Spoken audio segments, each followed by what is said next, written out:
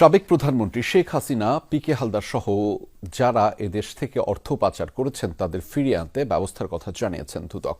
শাহজালাল আন্তর্জাতিক বিমানবন্দরের third terminal নির্মাণে অনিয়ম, দুর্নীতি ও প্রায় 4,000 কোটি টাকা লুটপাটের অভিযোগে অনুসন্ধানের সিদ্ধান্তের কথাও জানিয়েছেন সংস্থাটির মহাপরিচালক, যেখানে 12 কোটি টাকা অযৌক্তিকভাবে খরচ করা হয় শুধু শেখ হাসিনাকে খুশি করতেই। শাহজালাল আন্তর্জাতিক বিমানবন্দরের থার্ড টার্মিনাল প্রকল্পে ক্ষমতার অপব্যবহার, ব্যাপক অনিয়ম, দুর্নীতি ও জাল জালিয়াতির অভিযোগ উঠেছে। যেমন 7,000 কোটি টাকার প্রাক্কলিত প্রকল্পে ব্যয় বাড়িয়ে করা হয় 22,000 কোটি টাকা।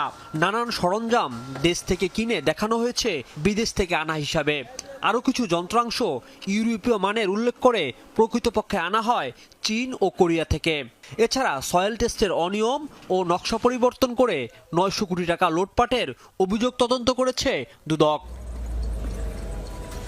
টার্মিনালের সিলিংয়ের কাজে শুধুমাত্র শেখ হাসিনাকে খুশি করতেই অযৌক্তিক ডিজাইন করে 12 কোটি টাকা অপচয়ের খবর পেয়েছে দুদক।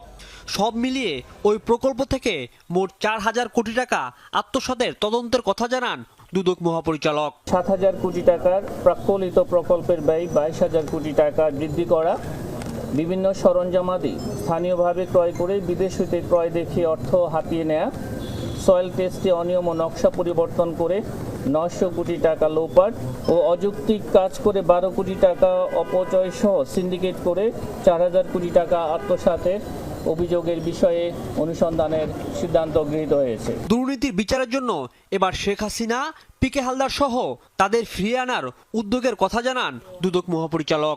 যারা আমাদের দেশ থেকে মানি লন্ডারিং করেছেন তাদেরকে ফেরত আনার বিষয়ে যত ধরনের আইনানুগ কার্যক্রম গ্রহণ করা যাবে সব কিছুই করা হবে। আরও যারা অর্থ পাচার করেছে এমন অনেকের বিরুদ্ধে এখন অভিযোগ জমা পড়েছে দুদকে। রাজীব আহমেদ, যমুনা নিউজ, ঢাকা।